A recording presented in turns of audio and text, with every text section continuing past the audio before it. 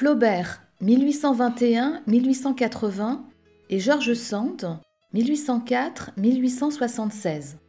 17 ans les séparent. Tous les jours, je lis George Sand et je m'indigne pendant un quart d'heure. Écrit Flaubert à son ami Louis Bouilhet en mai 1855. En effet, George Sand incarne tout ce qu'il déteste, le sentimentalisme, le romantisme, la littérature féminine, la prétention morale. Il n'empêche que, peu de temps après, en 1857, Gustave Flaubert et George Sand se rencontrent au théâtre de l'Odéon et ce sera le début d'une amitié puissante et sincère. Lettre de Flaubert à George Sand. Croisset, nuit de samedi 12-13 janvier 1867. Non, cher maître, vous n'êtes pas près de votre fin. Tant pis pour vous, peut-être. Mais vous vivrez, vieille et très vieille, comme vivent les géants, puisque vous êtes de cette race-là. Seulement, il faut se reposer. Une chose m'étonne, c'est que vous ne soyez pas morte 20 fois, ayant tant pensé, tant écrit et tant souffert. Allez donc un peu, comme vous en aviez tant envie, au bord de la Méditerranée. L'azur détend et retrempe. Il y a des pays de jouvence, comme la baie de Naples. En de certains moments, ils rendent peut-être plus triste. Je n'en sais rien. La vie n'est pas facile. Quelle affaire compliquée et dispendieuse. J'en sais quelque chose. Il faut de l'argent pour tout. Si bien qu'avec un revenu modeste et un métier improductif, il faut se résigner à peu. Ainsi fais-je. Le pli en est pris. Mais les jours où le travail ne marche pas, ce n'est pas drôle. Ah, oui, je veux bien vous suivre dans une autre planète. Et à propos d'argent, c'est là que viendra la nôtre inhabitable dans un avenir rapproché, car il sera impossible d'y vivre, même aux plus riches, sans s'occuper de son bien. Il faudra que tout le monde passe plusieurs heures par jour à tripoter ses capitaux. Charmant. Moi, je continue à tripoter mon roman et je m'en irai à Paris quand je serai à la fin de mon chapitre, vers le milieu du mois prochain. Et quoi que vous en supposiez, aucune belle dame ne vient me voir. Les belles dames m'ont beaucoup occupé l'esprit, mais m'ont pris de très peu de temps. Me traiter d'anachorètre est peut-être une comparaison plus juste que vous ne croyez. Je passe des semaines entières sans échanger un mot avec un être humain, et à la fin de la semaine, il m'est impossible de me rappeler un seul jour, ni un fait quelconque.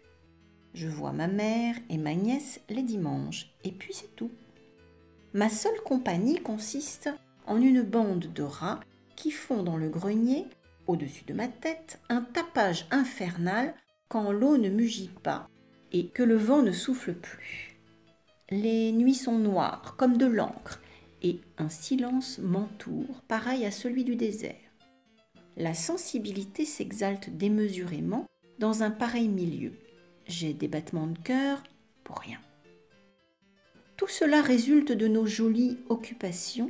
Voilà ce que c'est que de se tourmenter l'âme et le corps. Mais si ce tourment-là est la seule chose propre qu'il y ait ici-bas, je vous ai dit, n'est-ce pas, que j'avais relu Consuelo et la comtesse de Rudolstadt. Cela m'a pris 4 jours. Nous en causerons très longtemps quand vous voudrez. Pourquoi suis-je amoureux de Séverin ? C'est que j'ai 2 sexes, peut-être.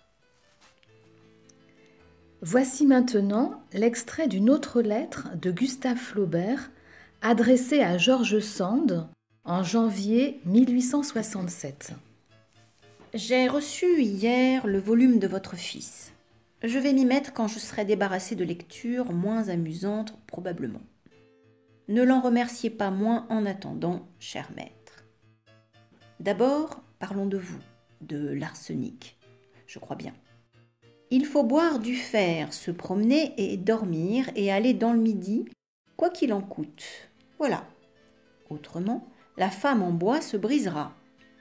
Quant à de l'argent, on en trouve et le temps, on le prend. Vous ne ferez rien de ce que vous conseille naturellement Eh bien, vous avez tort et vous m'affligez. Non, je n'ai pas ce qui s'appelle des soucis d'argent. Mes revenus sont très restreints, mais sûrs. Seulement, comme il est dans l'habitude de votre ami d'anticiper sur ICE, il se trouve gêné par moments et il grogne dans le silence du cabinet, mais par ailleurs. À moins de bouleversements extraordinaires, j'aurai toujours de quoi manger et me chauffer jusqu'à la fin de mes jours. Mes héritiers sont ou seront riches car c'est moi qui suis le pauvre de la famille, donc zut. Quant à gagner de l'argent avec ma plume, c'est une prétention que je n'ai jamais eue, m'en reconnaissant radicalement incapable. Il faut donc vivre en petit rentier de campagne, ce qui n'est pas extrêmement drôle, mais tant d'autres qui valent mieux que moi, n'ayant pas le sol, ce serait injuste de se plaindre. Accuser la Providence est d'ailleurs une manie si commune qu'on doit s'en abstenir par simple bon ton. Encore un mot sur le pécune et qui sera seulement entre nous. Je peux, sans que ça me gêne, en rien, dès que je serai à Paris, c'est-à-dire du 20 au 23 courant, vous prêter 1000 francs si vous en avez besoin pour aller à Cannes. Je vous fais cette proposition carrément comme si je la faisais à Bouillet ou à tout autre intime. Pas de cérémonie, voyons. Entre gens du monde, ça ne serait pas convenable, je le sais, mais entre troubadours, on se passe bien des choses. Vous êtes bien gentil avec votre invitation d'aller à Nohant. J'irai, car j'ai grande envie de voir votre maison. Je suis gênée de ne pas la connaître quand je pense à vous, mais il me faut reculer ce plaisir-là jusqu'à l'été prochain. J'ai actuellement besoin de rester à Paris quelque temps. 3 mois ne sont pas de trop pour tout ce que je veux faire. Je vous renvoie la page de ce bon Barbès, dont je connais la vraie biographie fort imparfaitement. Tout ce que je sais de lui, c'est qu'il est honnête et héroïque. Donnez-lui une poignée de main de ma part pour le remercier de sa sympathie.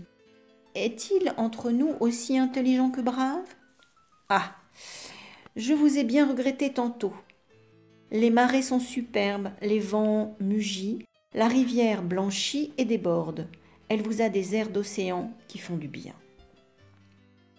Comme vous avez pu l'entendre, Flaubert appelle Sand « cher maître ». C'est une relation profonde, pleine de respect et d'admiration qui existe entre eux. Il lui écrira aussi « Je suis seul, mon feu brûle, la pluie tombe à flot continuel. Je travaille comme un homme, je pense à vous et je vous embrasse. »